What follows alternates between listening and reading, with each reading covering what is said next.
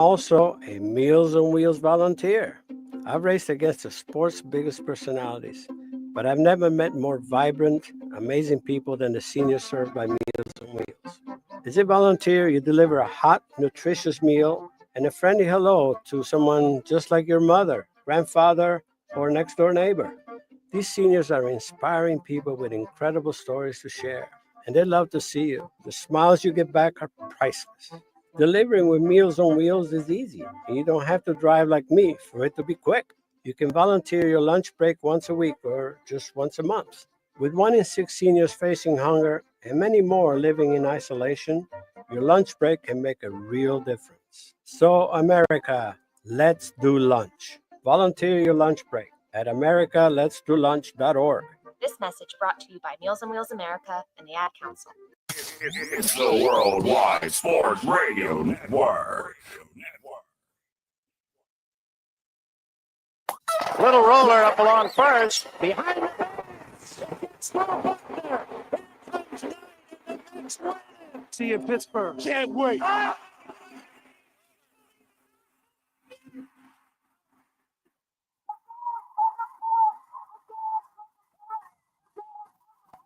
All the band is out on the field. He's going to go into the end zone.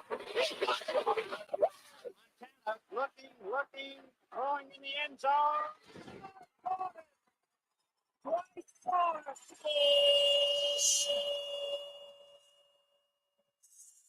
You're tuned into Game On with Josh Silverberg and Eric Bowe.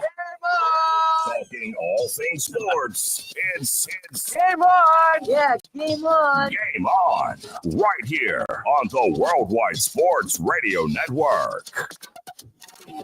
All right. We are live, ladies and gentlemen. Happy Thursday to you here on the Worldwide Sports Radio Network. This is Game On, joining you every single week from 6 to 7 p.m. Eastern Standard Time, live here on WWSRN. You can check us out on worldwidesportsradio.com. You can check us out on YouTube, Instagram, TikTok for Jabba and the Mouth, Apple Podcasts, Spotify, all different smart speakers, podcast forms, everything, and then some.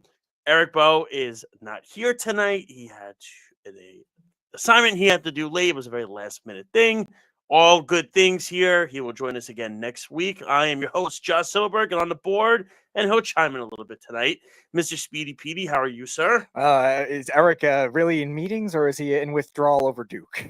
It depends. Are him and Errol together in the room? Ooh, that's a great question. We'll get into the Final Four and March Madness and the interesting game that wound up happening on Monday night and the last-second shot, and why Calvin Sampson continues to be a terrible. You remember about a month ago, before the bracket actually came out, I said I would be surprised if Houston won it all. If I picked them, I would have been very annoyed of the way that. You also had Gonzaga in the Final Four. I did. Bracket. It was bold. It was bold. It was bold. We have that. We're going to get to some NFL conversation that's going on with the draft coming up in 2 weeks. Thank God. I'm ready for it to be over. I get so sick of hearing about it. It's annoying, everything. And then some. And the New York Jets made a move about Alan Lazar, so they are going to keep him. Boy, that man knew how to lose $8.5 million. That's what he did. So I was saying he dropped the ball a lot. So we'll get into that little NBA conversation where these teams are as the playoffs begin next week. And did you know the Rangers play the Islanders tonight? I had no idea. Speedy did. I did not have a clue. It was actually because of Wes. It's one of his bets. Well, it was also it was great to see Sam Rosen and John Davidson do the game together last night. Sam looks tapped out, and he looks tapped out because he's sick of watching this garbage. And the team is tapped down. Peter Laviolette's going to be fired in the next few days. We'll see if Chris Drury's let go in the next few days. If they do an entire reset, you'll see a lot of these players are going to be gone. It's going to be a reshuffling of this team once again. But we begin, of course, and we'll get to some baseball conversation. But we begin, of course, it's Masters Week. It is Masters Week. I love this time of the year. We all know, Speedy knows this about me. I love playing golf, and I love watching golf. People question, how do you sit there and watch it? And I was watching it all day today. It was great. And your leaderboard right now, and it is Justin Rose, who shot a -7 today. This is day one. It's not going to last. Scotty Scheffler, of course, came in as the favorite. Rory McIlroy was second. The elusive Masters Championship that is eluding Mr. Rory McIlroy. And we saw his daughter do like a 20-something foot par yesterday. And I think Rory needs to take lessons from her because that's the reason why he loses every year, because he can't par and his putter is terrible. So we will get to also 631-672-3108 is the phone number to call. Scotty Scheffler's been the champion 2 of the last few years, and I watched today. Shot a -4 today. Very good day for Scotty. Not a surprise. We showed DeChambeau. Actually, the scores were everybody played relatively well today. Not many surprises. I know John Rahm, who won it 2 years ago. Taki Matsuyama won a couple years ago. Did not have great days today. We know that. It was kind of fluky. If everybody wants to know, Phil Mickelson shot a +3. If you want to know, we know Tiger's not in it, and everything of that nature. But Brutal. really watching, so it was cool on Paramount. You could pick where you want to watch and what players you want to focus on. So I obviously did the usual. I focused on Scotty because I was curious, and I said, okay, because Rory wasn't teeing off till later. So I said, okay, I'm going to see. And Scotty Scheffler looked fabulous shooting the ball today. Was confident, had everything going for him. Really was something to watch. And you watch how calm and cool and collective that he is. He is a very calm person, Scotty Scheffler. He's not like DeChambeau, who's the complete opposite. Who's the complete opposite. He could be a maniac, very emotional out there. Which that's why he does the celebrity golf thing with Aaron Rodgers. Well, and it's funny. Well, it's funny because Errol wants me to play golf with him over the summer because he wants me to show him to play golf. And I said, that's fine, sure. But I just want to let you know, it's going to take a lot of patience. You're gonna get upset at how you're playing.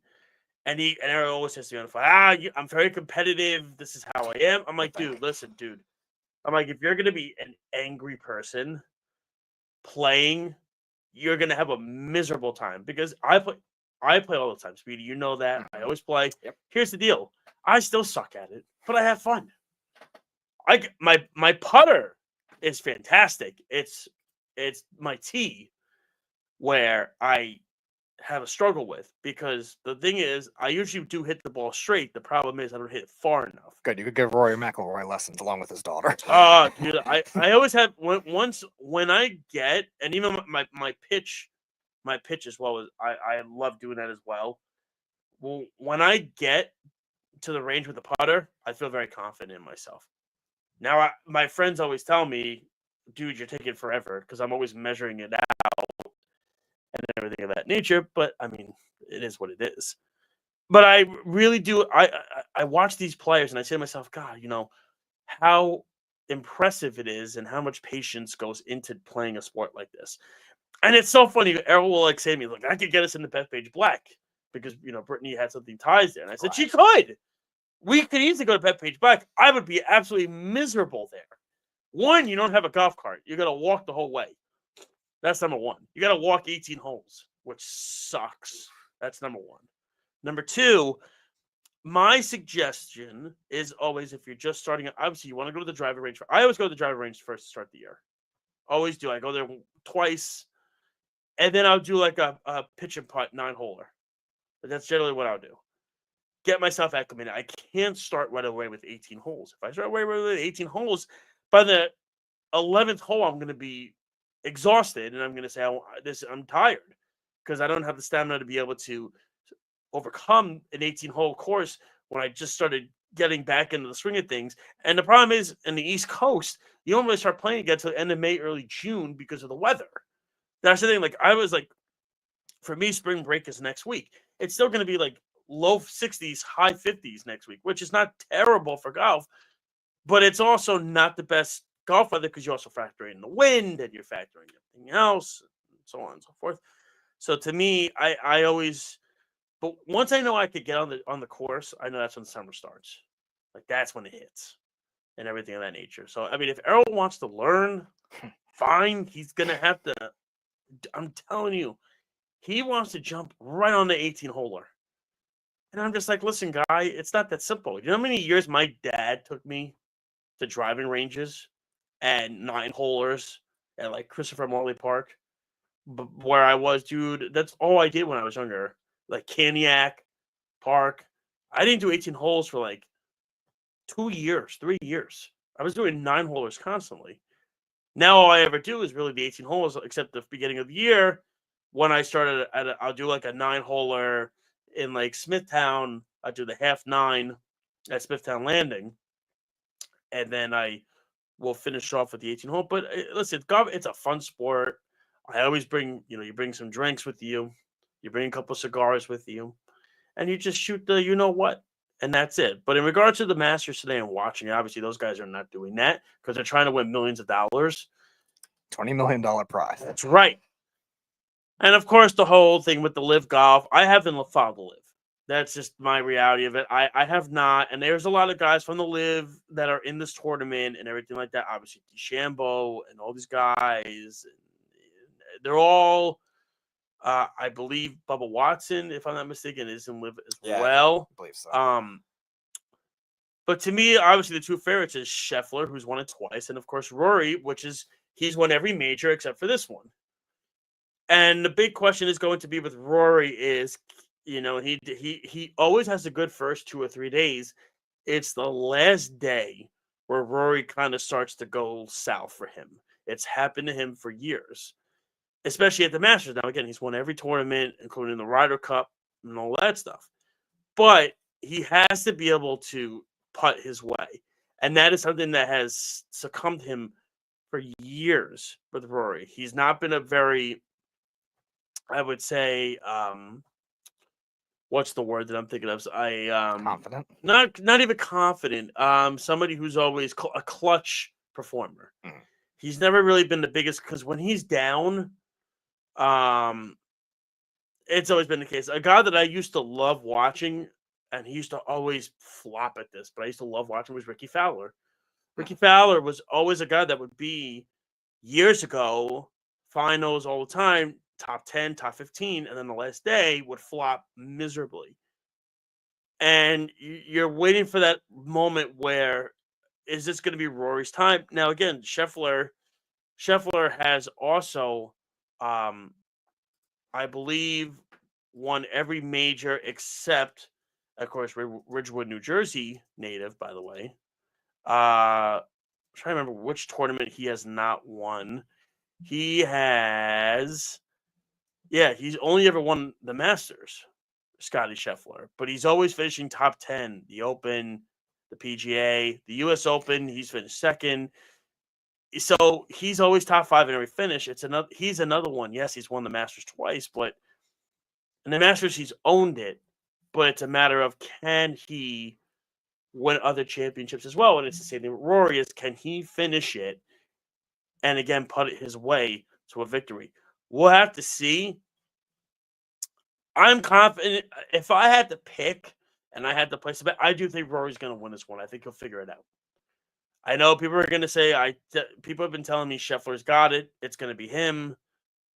I know Justin Rose had a great day today, but we all know how that's going to go. He's, speaking of unclutched, there's the prime example of one. For how many years he was like number one player. Yep.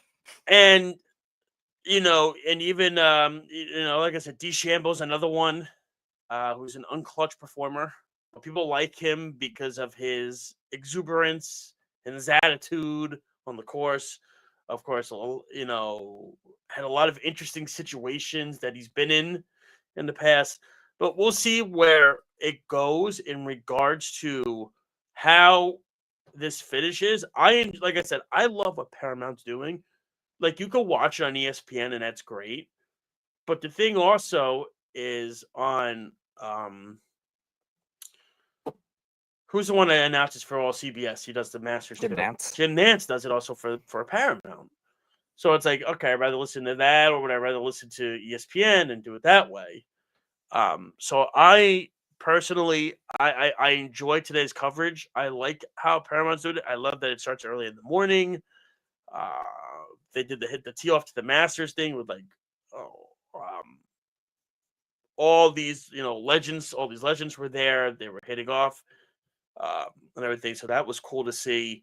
Again, of course, no Tiger, so it takes a little bit of the out of it. But I mean, you know what? Honestly, Tiger's so done at this point. Yeah. He's not going to win another major. He had the weird one a couple years ago. I think it was the U.S. Open. Yeah, it was out of nowhere. It was the Masters. It was 2019 out of nowhere. Yeah. I remember watching. I was at my brother's house. It seemed like it was too good to be true, and yet it happened. Yep, I was at my brother's house watching it, the final round, and I remember and I'm going, my God, he's going to win this thing. I still remember the crazy one where it's him and a guy that we never heard from again, Rocco Minier, who we never heard from again. They had the tee off in the U.S. Open in June. I think it was 2009 or something like that, or 2008. I can't remember. And Rocco Minier, I think, had a 3-stroke lead and just collapsed. But yeah. Speed, do you watch them? You don't watch it, or you don't watch it? Well, I watch it. I don't follow the players like as in depth. So I like some of those names, like these random ones, I'm not going to remember. But I do watch the majors at least. Do you watch the? Would you watch now? The Ryder Cup's going to be at Bethpage, I believe, next year. Okay. Would you? If I said to you, Speedy, let's go to a day for the Ryder Cup, would you say yes? Yeah, no, I would want to attend. I would want live. That seems like a whole different experience than just watching it on TV. So you should take Errol with you, and then Errol could say, "See, Errol, this is why we're not paying Betspage Black because these guys can't even play it." Well, okay? Yeah, that's a whole other story. But yeah, no, that would be something that I would attend live. That would be pretty cool. Well, like I said, we'll see what happens going forward. That I love Masters because, like I said, it's the kick off the spring. I feel like this is the best time of the year for sports. You have March Madness just happened. Baseball season starts. NBA and NHL playoffs getting underway. NFL draft is in 2 weeks. The Masters is starting this week. Like, I think this is the best time for sports. Easily. No doubt about it. If you want to go another one, you could say September, October. I would say October is probably the only close one. But I think this is awesome because now the warm weather is turning, so we like to think. So we'll see where it goes from here. But nevertheless, we're getting to the national championship, but before we get to the national championship, we have to talk about an elephant in the room. It's been talked about on this network. Somebody was lambasting somebody the other day about him screaming nonstop, and he's not even here right now. I believe you're talking about a certain coach. And then there was another guy who's my co-host. He's not here right now, so it's perfect because those two are Dookie doozers, and I hate Duke, so I'm gonna say what I want to say, and I can't be interrupted by it, which is usually would be one of them. So here's what I'm going to say about Duke. First off, it was hysterical. Number one, laughable, because I was watching it, and I said to myself, "Oh God, Duke's going to win the whole championship." I mean, right?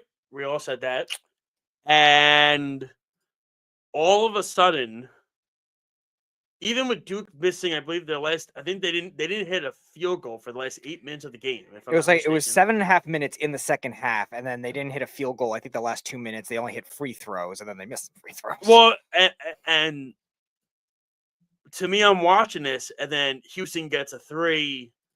I'm like, all right, they're down by 3 now. All right, whatever. And then scramble happens. The inbound pass is taken away. Then the guy on Houston misses a 3, but then they get the putback dunk. All right, they're still down 1. All right, and then I believe they foul somebody on Proctor, who was like a 68% shooter. Yep, and they found Proctor, and he misses the first one. Houston gets the rebound.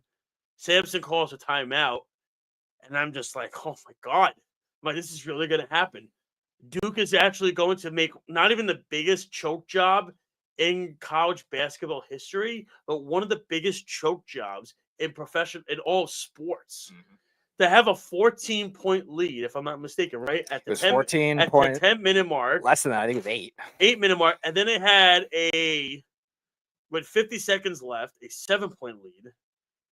And lose. And not even lose in overtime. They just lost. They got out. What did they lose? I think it was an 11-1 run by Houston to win the game. And I love Calvin Sampson at the end of the game. When the game's over, he just shrugs his shoulders and goes, well, that's it. That's what he is. And I'm like, and it's so funny because the first person I thought about was somebody who works at this network. And I said to myself, I said, what do you think he's thinking right now? How much he hates John Shire, and this is completely his fault? No, he called me at night, and the first thing I asked him, "Are you ready to fire John Shire yet?" See, it's too simple. You said that. You know what I would have said?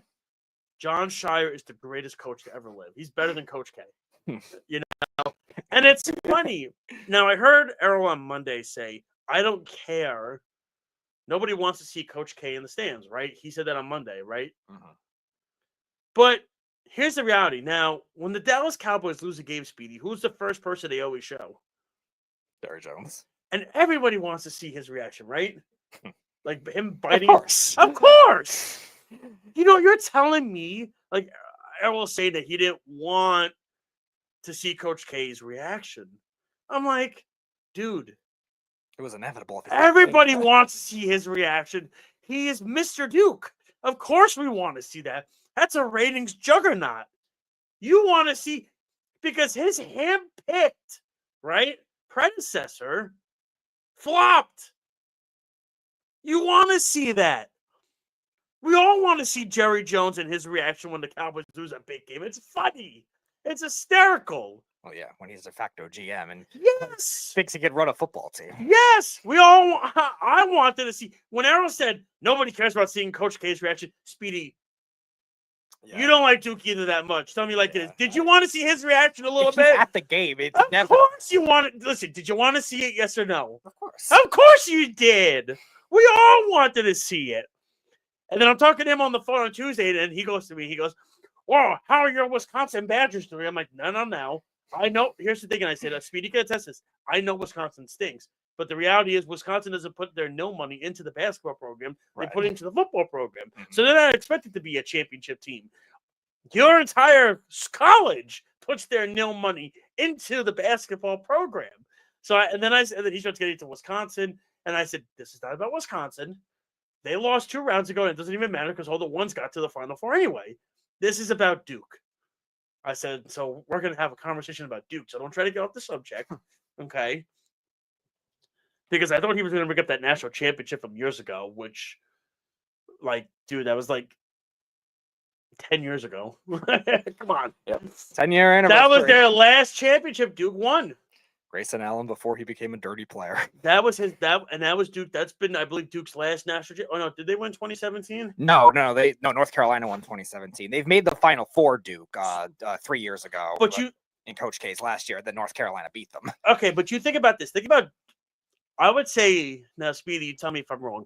I think Duke has had 4 very tough losses the last couple of years. Obviously, this one recently. You had Coach K's last season, they lose to North Carolina at the last home game for Duke. Then they lose in the tournament to North Carolina. Mm-hmm. And then they lose, I believe they were, a 2 seed? They were a 2 seed. Carolina was an 8 that year. No. And then the next, they lost to a 15 seed, didn't they?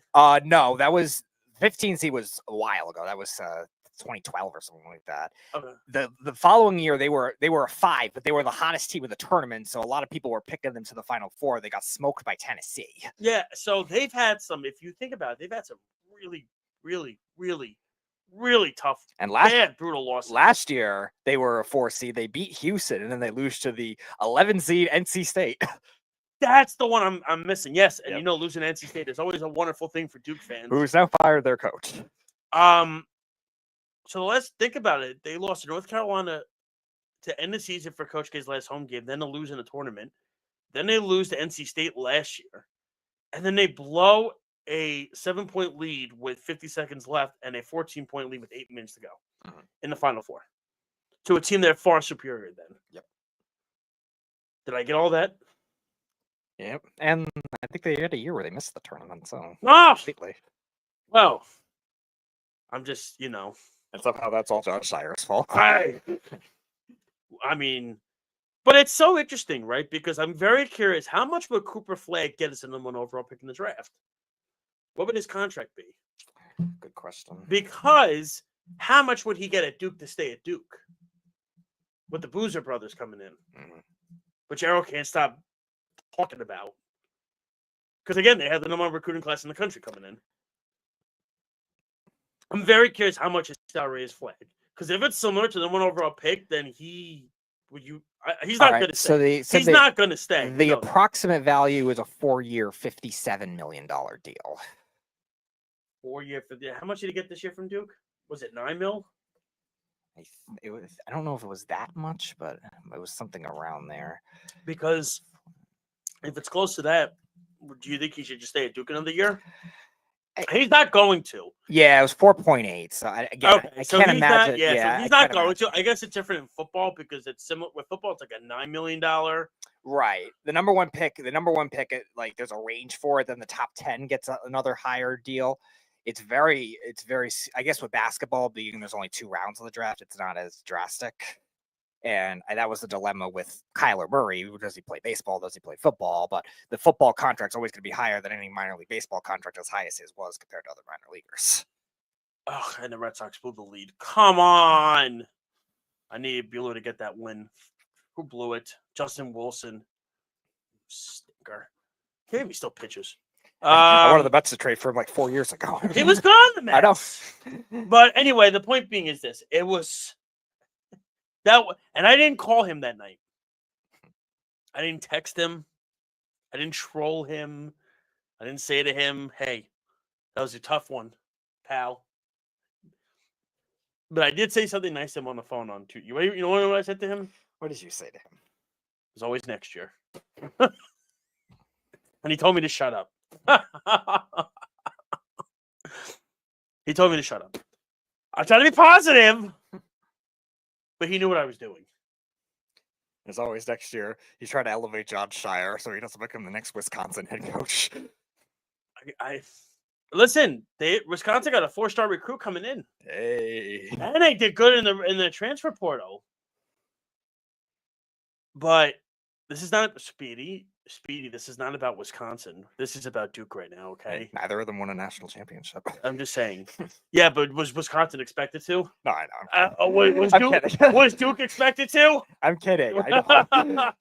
You know, but to me, that was as epic of a disaster ever. Now, you could blame Shire all you want, and that's fine. If you really want to blame Shire, fine. You want to blame him for some of the stuff like the inbound passing? All right, fine. You want to blame him? He's not the one shooting the basketball. Did he shoot the ball for 8.5 minutes without scoring a field goal? When he was playing, they won a national championship. So, if you want to fault him for the timeout management, if you want to fault him for the inbound passing, if you want to fault him for setting things up, fine. But he's not the one shooting the basketball. Do you understand what I'm saying? And I heard what Jabba said the other night. These are kids. Yeah. These are teenagers. Do you know what I'm saying? Okay, these are 17, 18-year-old children. Okay, these are not grown men. Which I'm wondering if that's a cop-out for Errol to say that it's Shire's fault. I mean, I think it's partially Shire's fault. Yeah, historic collapse still starts with the coach. Of course, but was he the one shooting the basketball for 8.5 minutes? Maybe he could have been. He goes. But what?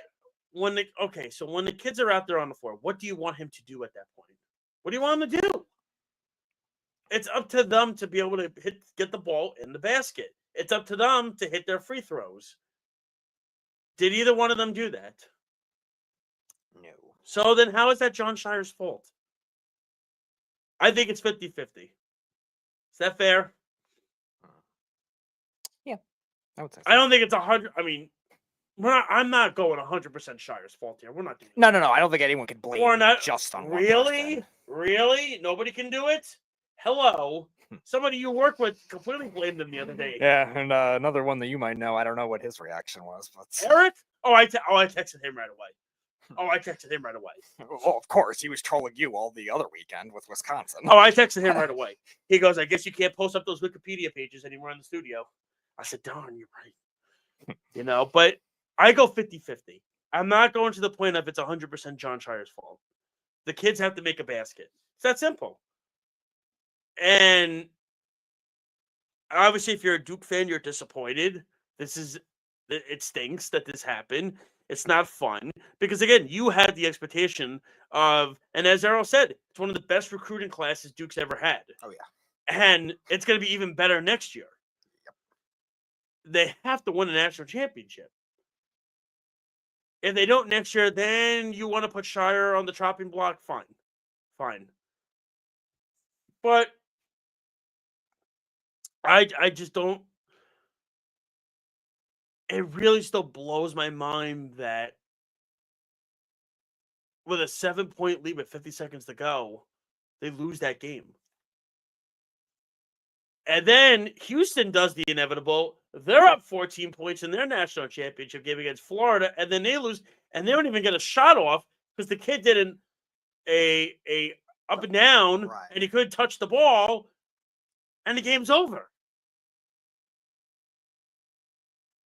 And Florida's your national champion. And I said, I think before the tournament, I think Duke has the best starting five, but I think Florida has the most depth. Yep. Now, Walter Clayton, the point guard, right, for Florida, he's going to be a second-round pick, right? He's going to go in the second round. Every mock draft I've seen is second round because he's small in stature and everything like that. Older, yeah. Yeah, he's a little older, smaller, and everything like that. But listen, Duke's going to be the favorite next year again, Of course. which we know. Houston's going to be in there again. I start Florida like top 15. They're losing. Yeah, I was gonna say losing, I think they're barely top 10. they're maybe. losing a lot Yeah. next year.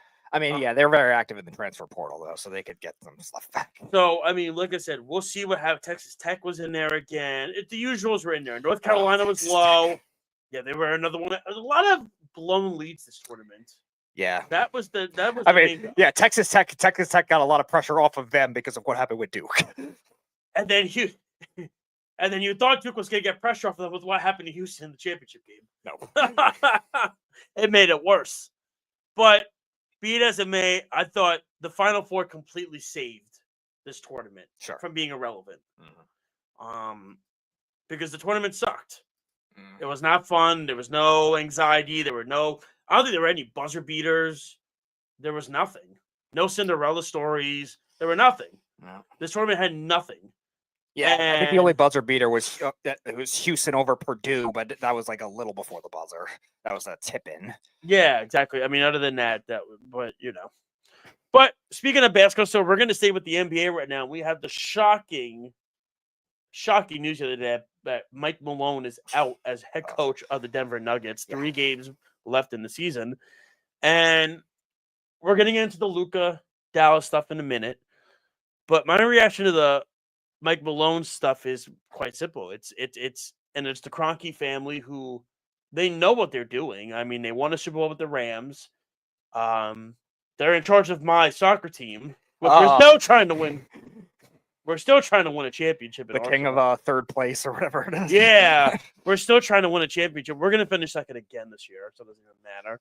Although they did beat Real Madrid 3-0 the other day, which was amazing. They did. That was a huge upset. That's crazy. Beating Real Madrid 3-0 the other day. Thank you, Declan Rice. You are worth the money. I said you were worth the money. Nobody else thought that. But be it as it may, and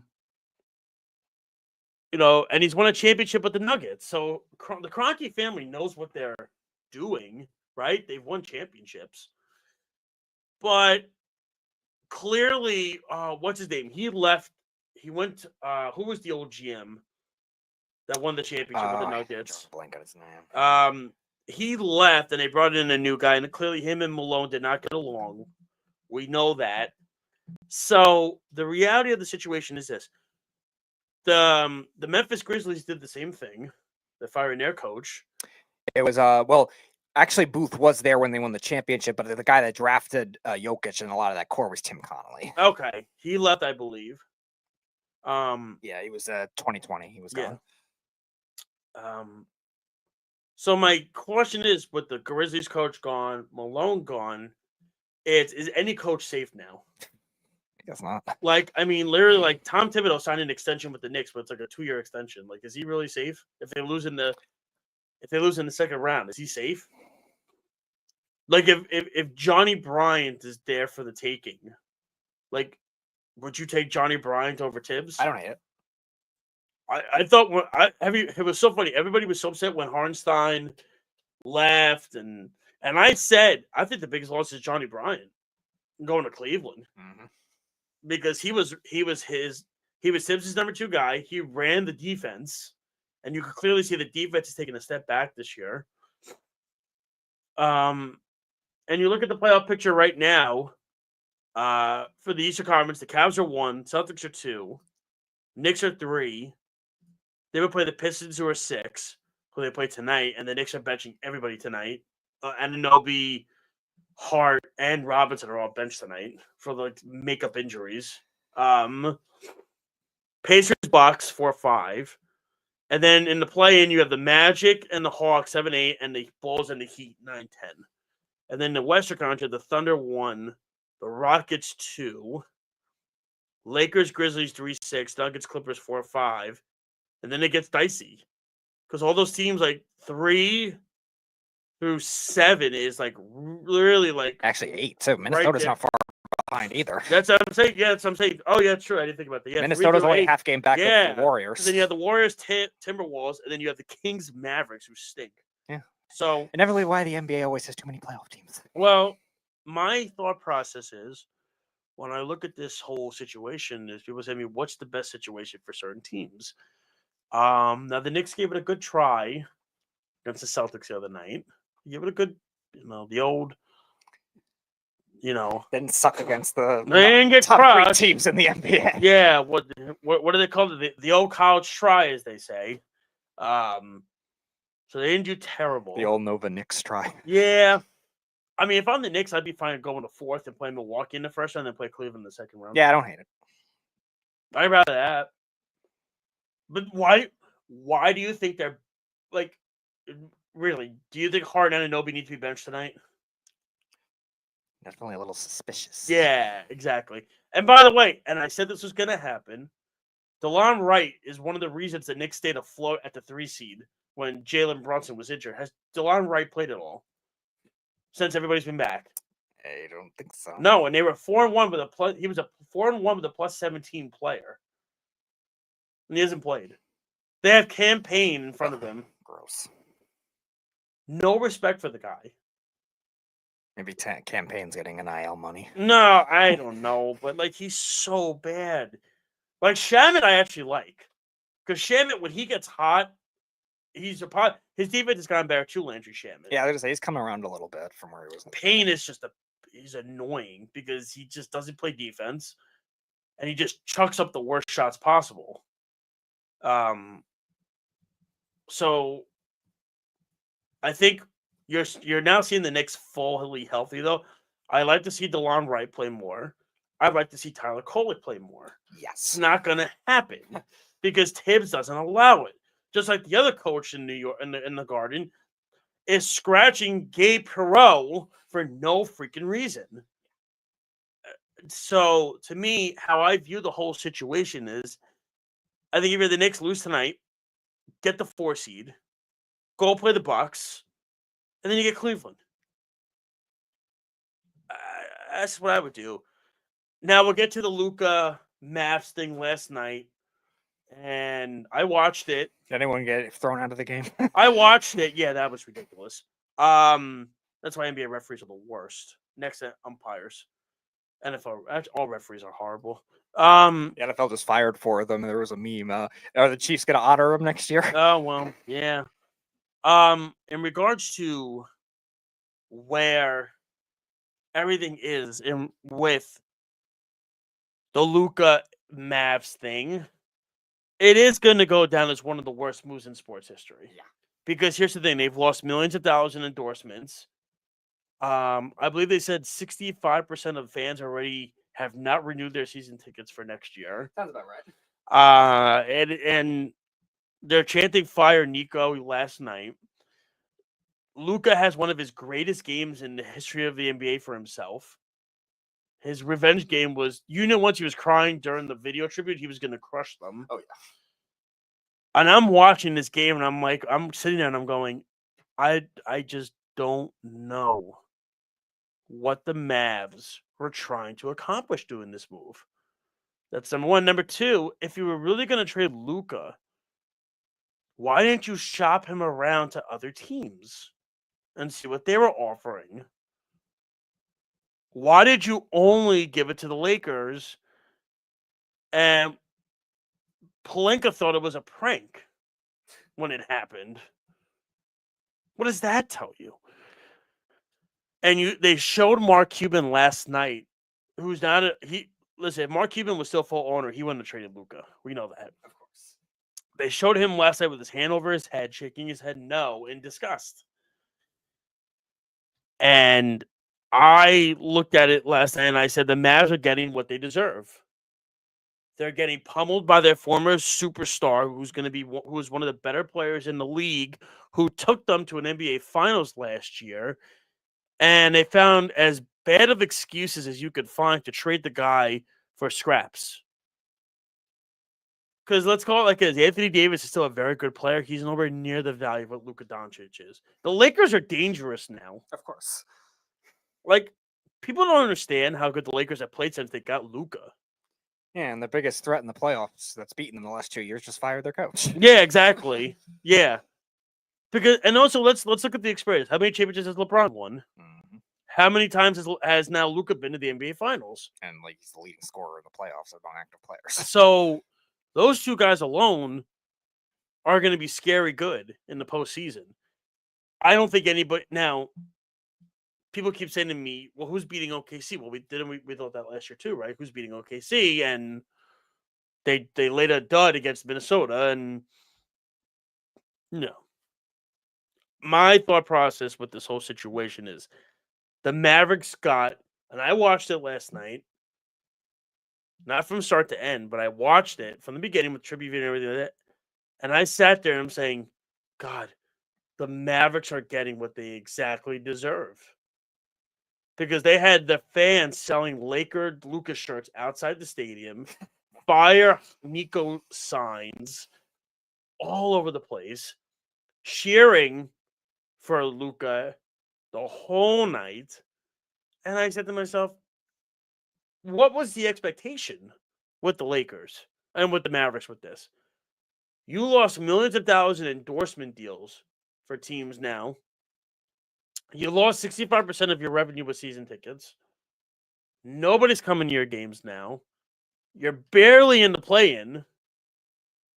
You have a guy in Anthony Davis who gets hurt all the time. Oh, and to top it off, they barely had enough guys to even suit up in one of the games this year. And oh, by the way, Kyrie Irving's going to be out probably till like January or February next year. So what was the end game here for this? I just... Luka's what, 24? Yeah. What was the I mean, everybody in the league thought it was nuts. They handed him to the Lakers. Because you thought he had a beer belly? Because you thought he was out of shape? Meanwhile, Anthony Really? Davis is the expert of conditioning. Yeah, really. Anthony Davis gets hurt every season. Let's call... I just never... For the life of you, I'm never going to understand this move, Speedy. I know you're never going to understand this move. Nobody ever will. And you can find all the excuses that you want. Anthony Davis was shocked when this happened. Luka was even more shocked when this happened because he loved Dallas. Loved Kyrie. He loved Dallas. He loved playing there. The team just went to the finals last year. And then Nico Harrison says, well, we'll just trade him for this. You got Anthony Davis and what? That was the move? Knicks legend Markieff Morris. That was the move that you did. Bro, you could have gone Karl Anthony Towns if you want to trade Luka to the Knicks. That at least would have been a suffice move then somewhat because Towns is young. I would have done that trade. What would the Knicks equivalent of having to trade that? They wouldn't even have to trade Towns. Yeah, I don't even know. I don't even know what they would. McBride. And we'll just slot you in here, Luka. Well, we have to make the salaries match. I mean, yeah. That's the issue. It's Nico We'll Harris. give it. It's Nico Harris, so they'll find a dumb way to figure it out. I mean, how is this guy? Is he really going to have a job next year, Harrison? I don't know. Maybe the Nets will sign him. They love signing GMs that don't know what. No, they're they've doing. had Sean Marks for like 15 years. He seems like the perfect. He seems like the perfect replacement. Well, speaking, our last topic, of course, of the evening, we haven't gotten into it, Speedy. 2 topics we have at the NFL right now. First off, everybody keeps hearing about the Shedeur Sanders saga situation, and people are wondering where is he going to land after his pro day. And everybody was saying he had a very underwhelming pro day. So people are now wondering. And by the way, Aaron Rodgers is still not signed. Welcome to the Aaron Rodgers experience, Pittsburgh Steelers fans. Do we still think Shedeur is going top 5? No. Do we think he's going top 10? I don't, but it's not impossible. The Raiders would be the only Saints. Team, maybe the Saints. Saints. I think that's the furthest he'll go.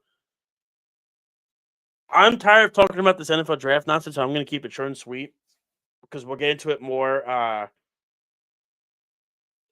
next week. And then WrestleMania preview next week, Speedy. Oh. It is WrestleMania season. That means Alex will probably be texting me random stuff about wrestling. What else is new? To me, I mean, I don't know what you're expected to gain out of the pro day stuff. I don't. But the Cleveland Browns canceled their in-person interview workout with Shedeur, which for 2 reasons. Either one, they said, all right, we saw what we need to see, or we know who we're taking.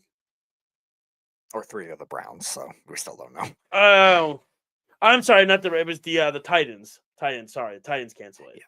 I don't think the Titans were ever taken. No, the Titans get to their in person. We know who they're taking. The Titans. It's gonna be Cam Ward. Yeah. And it would just be so funny if the Giants take Shedeur. Please. That would be my worst nightmare. Please. That would be worse happen. than Daniel Jones. I think what should happen is Shedeur should be the quarterback, and then they'll hire Dion as the head coach. Speedy puts his head down. No, we were having this scenario for the Cowboys. That was way more fun. No, but now it's actually a realistic possibility. It's going to happen to the Giants. Just save it for the Cowboys next year when Brian Schottenheimer gets fired mid-season. Oh, God. Yeah. Well, according to Jerry, it's a risk. Oh, Send it right to the guy's face. Mm-hmm. Yep. And we'll finish up with our Major League Baseball conversation. We're going to get into our overreaction, underreaction. Now, it's just supposed to be Eric, of course, but Speedy, you'll chime in here. Overreaction so far, what you've seen from the baseball season. Something that you think is a little worrisome, but we shouldn't have to worry about it now. So like like something that will stay sustainable, you think? No, that people are overreacting to. I think overreacting to the Braves. I think they'll still find a way to not necessarily not be the worst team in the league, obviously, but I think their offense is not going to be this bad forever. I think they'll still be competitive enough. Will they catch up to the Phillies? I don't know, but I think they can still definitely get within that playoff contention in terms of an overreaction. So I think that'll be that.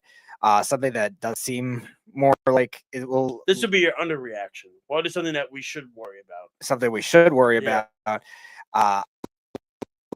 I would say Cleveland. I think Cleveland, their offense has not looked great. Which we knew was going to happen. Overall, I predicted them out of the playoffs because they're usually an every other year type of team. So I think it's going to stay that way. All right. So I got to get to my standings. Bear with me here. Let's get to my standings. Unfortunately, the White Sox do not have the third best run differential. Whoa! No, they're minus 12. It was a fun week. Yeah, well, they're 2-10 now, so that's always, Yep, tied with the Braves. Another 2-9. Yeah. My overreaction, and it's, my overreaction is that I got to go with the I think Eric brought it up, but it's the Los Angeles Angels. There's no way this is sustainable. No shot. I can't buy that they're 8-4 right now. I can't buy that they're gonna be consistently this good for the whole season. To me, I just think, my opinion, I don't think they have the offense or the pitching to be able to handle or do it. That's the issue. My underreaction goes up to a point you made, Speedy. I think it's the Atlanta Braves. I'm actually a little concerned about the Atlanta Braves right now. They're in the Profar suspension. We don't know when Strider's coming back. You're waiting on Acuna. But at some point, if you start to go like 2-12, 3-13, 3-14, you have to have some concern at that point of, okay. Now the Braves could go on a massive winning streak. We've seen it before, but the bullpen is a big concern for Atlanta this year. Their lineup has not been good. I mean, let me pull up the numbers because to me, Austin Riley's hitting 200. I know it's early. Albies is 200. Harris is 225. Ozuna's hitting 273, so he's good. Where's Olsen? Matt Olson's hitting. Matt Olson's been on the decline now for the last 2 years. Am I right or wrong? Yeah. This is a serious issue that the Atlanta Braves are having right now. They lost Freed, who was their anchor in the rotation. Okay. And then you look at their starting pitcher right now. Schwellenbach's been great. Mm-hmm. Chris Sale has been awful. Yeah, it was inevitable. Yeah. And here's the problem. Iglesias has not been good out of the bullpen. Their whole bullpen has not been great. Like, their starting rotation is not ideal. Like, they have problems. And where's the problems going to get fixed? Like, we don't even know when Strider's coming back. Acuna is supposed to be back in May, but when? If Sale doesn't pitch well, I just don't know if Strider's going to be enough to help them. And if Iglesias is not good out of the bullpen, where's the bullpen going to get their anchor from as the closer? I don't know. And then the other reaction is obviously Juan Soto struggling. Let's stop, please. I heard it enough from Errol the other day. He's not playing well. I'm like, and I see, I said to them, okay, Monday morning quarterback. Here we go. The Mets are still 8-4. Still April. Relax. Lindor's hitting though. Yep. Yes, he is. All right. Well, it is now time for our wonderful segment. You're better than that, so Speedy, you may start first. All right. I'm going to go to another team that we always like to make fun of, and that is the Pittsburgh Pirates. Oh, yes. We love doing that. They have a beautiful baseball stadium for now. They put an ad in the outfield. Oh, yes. I saw this. They put an ad in the outfield for some kind of like canned Surfside or something like that. Yeah. I love Surfsides. Those are delicious. You ever have Surfside? I have not. They're so good. They're delicious. But now I will not think about it if I do have it without thinking of what they did. And taking down the Roberto Clemente sign in right field, which is their best player in their franchise history. And replacing it with that, obviously they realized with all the backlash that they shouldn't have done that, so they repaired it. And then they started I think they were selling the bricks or something, which was stupid. Yes. So, yeah, great way for a cheap organization to continue to try to get money from the fans. Yeah, great. So yeah, Pittsburgh Pirates, you're better than that. You're better than that is quite simple. It's staying local area. I don't even know if they are better than that. I'm not sure. It's New York hockey. Yeah. It's the Rangers and the Islanders. What an unmitigated disaster by these two teams. And I don't think either coach is going to survive till next year.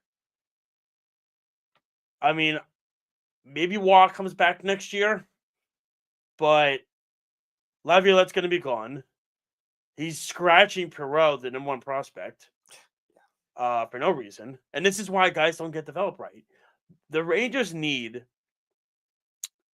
like what Washington did, a young, innovative coach who can gel with young players, like a Spencer Carberry, like a Chris Knobloch, somebody like that. Scott O'Neill's doing well at Winnipeg. So. Yeah, Scotty O'Neill, former Ranger assistant. Yeah.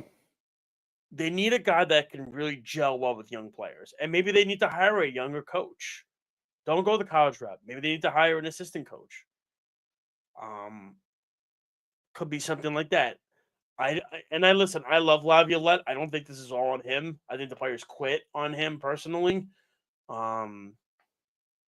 DeAndre Miller doesn't know how to play defense. Scott knows how to play defense. Because Zibanejad's okay with them playing like crap as long as they win the game. Shesterkin's getting paid beyond an exuberant amount of money, and my thought process is I think both the Raiders and the Islanders are stuck in the middle. They're stuck in the middle. Again, I think obviously Laviolette will be let go after I think Sunday's the last day of the season. And then I'm trying to figure out who they even would go to the Rangers. I'm curious. Yeah, it probably would have to be like an under the radar assistant. If they do another retread, like I mean, yeah, everyone's asking for Torch to come back, which I love Torch. I do. I just don't think if they keep it like Mika here and stuff like that and Panarin, they're not going to fit well with Torch because they're too soft mentally and physically to be able to handle Torch. That's the problem. Yeah. Like, there's no Mike Rupp. There's no Brandon Pruss. There's no Ryan McDonough, Jan Girardi. There's no Ryan Callahan. There's no tough in-your-face guys on this team. Like those guys that will put their body in the way, block shots, and do what they need to do. There's no Zook. There's none of that. You have a lot of guys with a lot of skill and finesse on this team that aren't in-your-face, brash players. So a Torch will not work here. Guys' feelings will get hurt too easily. They got to find a way to get rid of Mika. And as far as the honors go, I don't know. They're going to try to find another scorer again. Barzell's not going to be back this season, which was a disaster.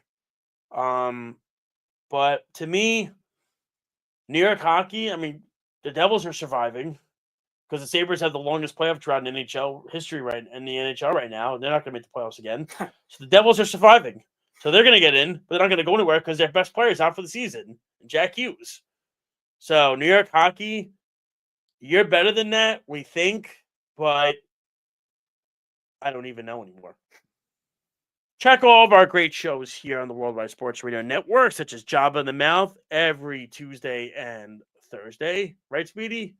Well, we're Tuesday and Thursday next week because Okay. I'm going to be in Connecticut, and then Monday and Thursday. Okay.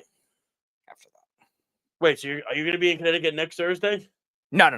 Oh, you'll be here? No, I'll be here. I'm going there tomorrow through Tuesday. All right, Speedy, we got a show. We got a show then. Okay, Yes, just we have want a to make sure. Yes, we have a show. Check out all the great shows, and of course, the Weekend Crunch with Arrow and Speedy every Saturday at 7 p.m. The betting show as well. We got our show here at Game On every Thursday at 6 o'clock. WorldWideSportsRadio.com, YouTube, Instagram, Spotify, TikTok, Apple Podcast, smart speakers, everything like that. Eric will be back next week. He's not tied up from work again. I'll see if I let him rebuttal about the Duke stuff. I don't think we're going to have time because we have the NFL draft. We have the NBA and NHL playoffs underway. We have WrestleMania. So I don't know if we're going to really have time. This was really the time for Eric to do it. Unless he adds it and you're better than that. Yeah, this was the time. Is John Shire really better than that? This was the time to do it. And he missed the point. What are you going to do? Well, Speedy, thank you so much as always. Always a pleasure. I'll talk to you next week. Have fun in Connecticut. Don't play too many board games. So on and so forth. This has been Josh Silver here on Game On. You've been listening and watching us on the Worldwide Sports Radio Network. Enjoy your sports this weekend. We'll talk to you next week. Take care, everybody. It's the Worldwide Sports Radio Network. Take a look under your bed. Find stuff under there?